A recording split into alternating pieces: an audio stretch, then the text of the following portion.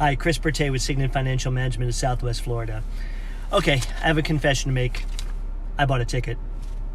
Now, I'm a financial planner and I specialize in investments, so I should know better than to buy a lottery ticket, right? But in all fairness, I didn't buy it thinking I was going to win $1.6 billion. In fact, they say the odds of winning that were 1 in 320 million, which is equivalent of rolling a 1 on a 6-sided die 11 times in a row. So why did I buy a ticket? Well, this little $2 investment gave me entertainment value in my head. I've got to visualize what I'd be able to do with the money, being able to take care of my family for future generations, retiring early, doing fun things like traveling, or maybe just buying a new fancy car, I don't know, things like that.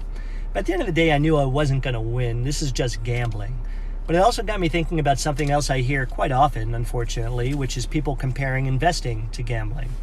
So let's define gambling. If you were to look up in the dictionary, you'd get the definition, taking a risky action in the hope of getting a desired result. So with that definition, really anything could be considered risky, right? Even driving.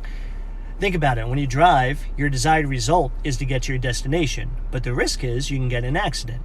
So what do? You take steps to decrease your risk that you're going to get in an accident. And what's the first thing you do?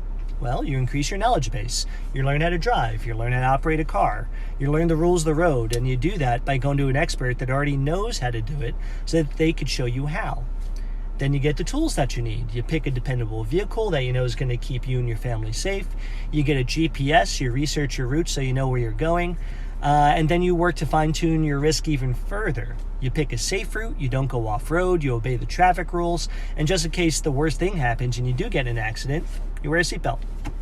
So finally, the greatest teacher of them all, experience. You eventually learn how to anticipate when someone else wants to get over or identify when someone's driving aggressively, so you in turn drive defensively. When I was 16 years old and I was just learning to drive, I'd like to think I had a much greater risk of getting in an accident now after 31 years of driving. But you never eliminate risk entirely, do you? It's always there. You can get in an accident any time. You're just taking the appropriate steps to put the odds in your favor so that you decrease the possibility that you will. Now, it's just like investing. So the first thing you do with investing is you determine what your destination is. What are you investing for? Do you want to grow your investments for retirement? Are you looking to produce an income stream? Is it simple capital preservation? Some kind of combination thereof? I don't know. But just like driving, you start taking steps to decrease your risk so that you can reach your destination. Now, what's the first thing you do? You get the proper knowledge. You invest in what you think is going to help you reach your goal. What time frame do you need to do it in? What happens when the market goes down? How do you hedge your portfolio? Then you get the proper tools. Are you going to use stocks, bonds, ETFs, mutual funds, some kind of derivative like options or futures, some kind of combination? Are you going to use a taxable or a tax-deferred account to manage tax liability? There's a lot of moving parts to consider. But then you work to fine-tune and reduce your risk even further by properly diversifying your account, asset allocating, and getting the proper ratio of equity to fixed income. And just in case the worst thing happens and the market pulls back, you hedge your portfolio to protect yourself. And finally, the greatest teacher of them all, experience.